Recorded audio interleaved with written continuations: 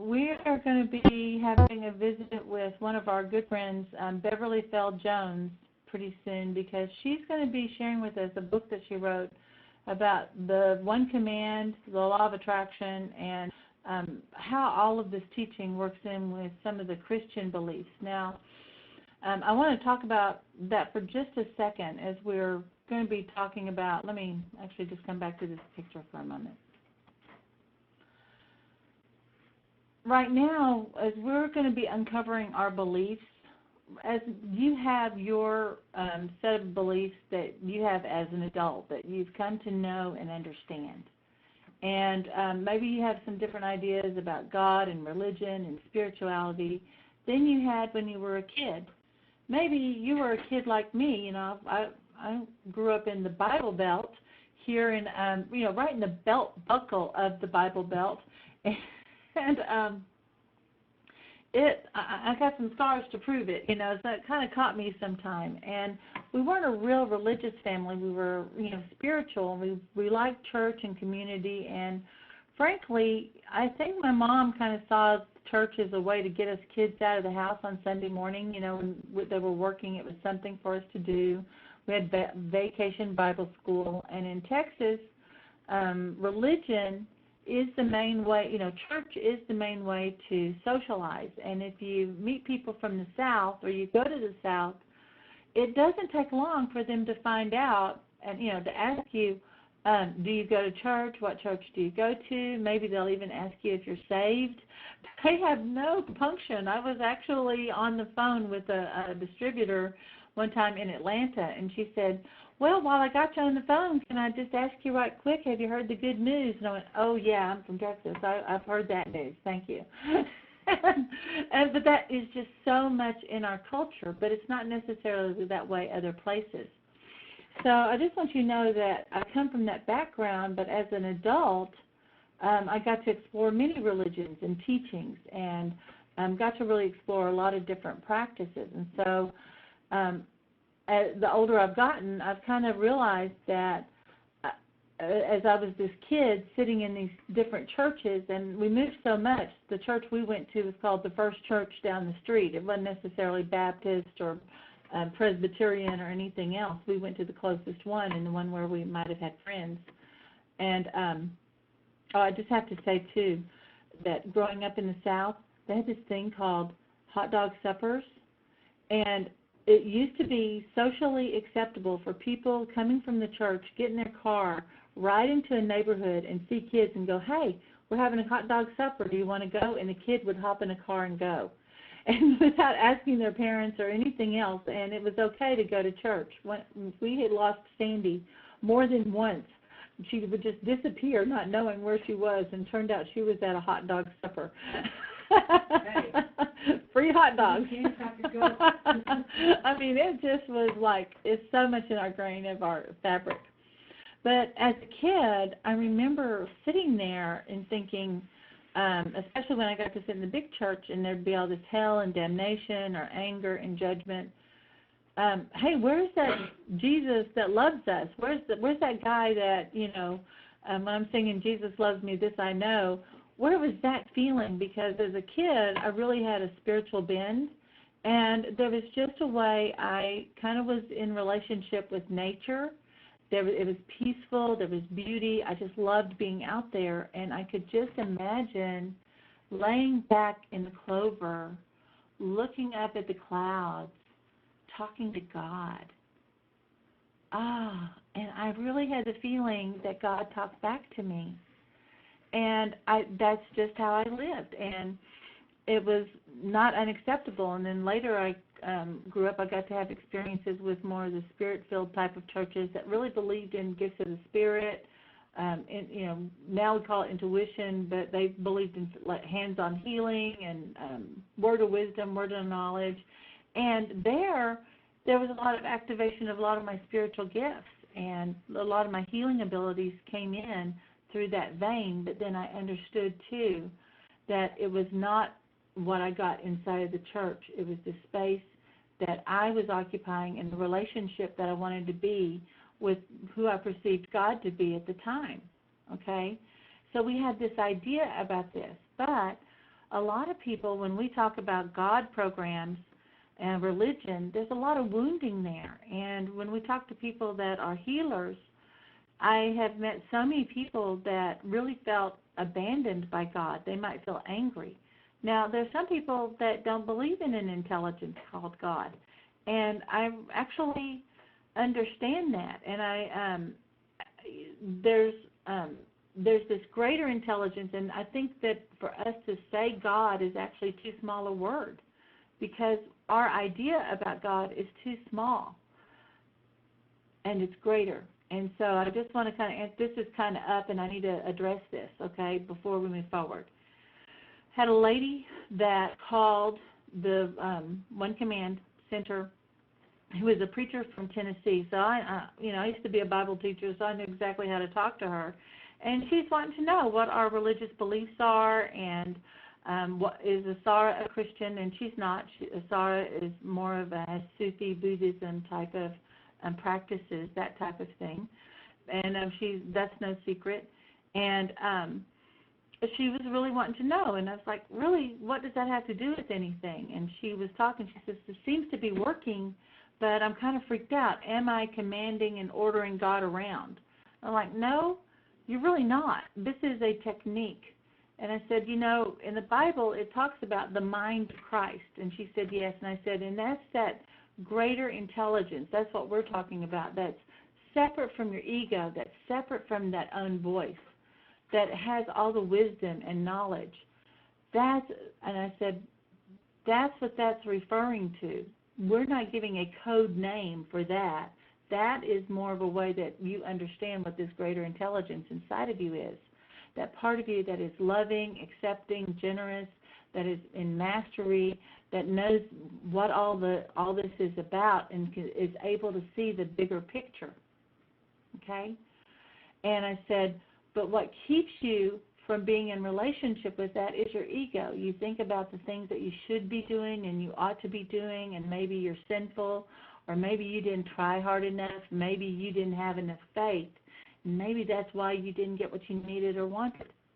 And she says, I just want to love God. I just want to be good. I want to serve God, but my physical needs aren't being met. And God promised everything. And I said, well, it's your beliefs about what God will and won't do and your relationship that's keeping that separate. And so I do work with a lot of people of all different faiths and beliefs, but I just said, with the One Command, this is not to replace your religion. You don't have to give up any idea that you have about God and Jesus, the Holy Spirit, salvation, what that means. That is your relationship. And this is a structure, an archetype that we honor. And we honor in all religions and all persuasions, and even people that aren't persuaded. We want you to think about this as a technique. And this technique is the way to calm all of those programs and those fears, because your first representation of God was your mother and your father. They were the big God outside of you, and those are the programs that are stopping you. But I want to come back to this idea of the technique. Imagine that you were having a panic attack, and that in order to calm yourself for the panic attack, your strategy is to make sure that you breathe into a little paper bag. And she says, I understand that. I actually have panic attacks. I know what that is. And it's interesting, I chose that as the metaphor, right? I said, so imagine you're having a panic attack, and you're reaching around, you're looking for it, and there's someone standing there, and they hand you a paper bag, and they tell you to take your 4 breaths in, hold your breath, take your 4 breaths out, focus on your breathing, and allow the carbon monoxide and the oxygen mix to begin to reduce a little bit so that you're not overloading your brain and your lungs and your heart. Good. And just allow yourself to settle back into your body. And then you feel calmer, and you hand the bag back. And she said, yeah, that's exactly how it happens. And I said, great. I said, where was Jesus in that experience? Because she kept asking me where Jesus is in the teaching. And I said, where was Jesus in that experience? Was he there in the need? Was he there in the moment that someone handed you the bag? Was he there in the moment there was the relief? Was it the invention of the bag, the invention of the technique? And she said, gosh, I don't know. And I said, well, see, I don't know where God is not. And so what we're doing is we're allowing you to come into this greater expansion of accepting and being in this relationship and knowing that your needs are met and clearing those needs, those unmet needs in the past, and through meeting ourselves with love and compassion. But the things that are stopping us is sometimes we have unforgiveness, we have unresolved anger or resentment about things that happened in the past. And this is what we want to help you with. So I took her through some commands, and she felt calm, and she said, you know, I get it now. I was really afraid that I was going to be sinful. I said, I bet you kind of walk around with that feeling all the time anyway, that you're doing something wrong and you're going to get punished. She said, yeah. And I said, what would it be like to live without that feeling of being wrong and holding your breath and waiting for the punishment to arrive? How many times are you punishing yourself because of something, some mistake you made? And this shuts you down from the future, because then your life becomes about avoiding mistakes. And it doesn't become about being in the full expression of your truth. You know, imagine being a parent. And Neil Donald Walsh in Conversations with God talked about this. And in the book it talks about where in this conversation that he had with God, because he was so mad, he finally just started writing one day, and then he noticed something was writing back. And in the conversations it was, what am I supposed to do? What is my purpose? How am I supposed to express? And God said, you know, if you were to take your kids to the playground, Neil's representation of God, okay, take your kids to the playground, would it matter to you if they were on the slides or the merry-go-round or the swings or the teeter-totter, or if they just decided to run around, or if they were, you know, on the jungle gym? You would want your kids just to get out there and play and have fun. And that's what I want for you. And she got that. She'd been doing all these things to be a good person, and it was causing her more and more pain and separation. Well, we are going to be addressing this stuff today, because these feelings are the things that are really stopping you from coming into that space of where there is more than enough, where all your needs are met, and you can face that in confidence. Okay? So let me switch over to the full screen. It is bothering me so much to see my background. There we go. Thank you. Because I keep looking at myself talk. And I'm kind of a boring person to me. I look at myself all the time. And by now, you should have your manual printed out. And we really need to think about, you know, meeting our resentments and judgments. And do I have my manual here? I want to tell you what page that is. I have mine on my desktop. And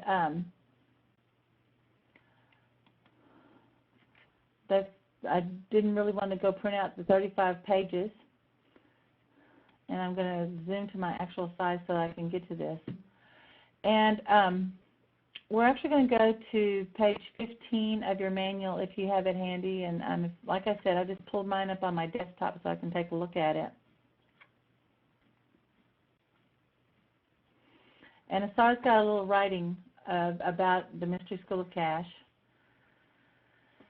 And we're going to meet some of these programs, page 15, about what we, about who we resent, what happened, when they did it, what did we lose or prevented from being doing, and what do you wish would have happened instead.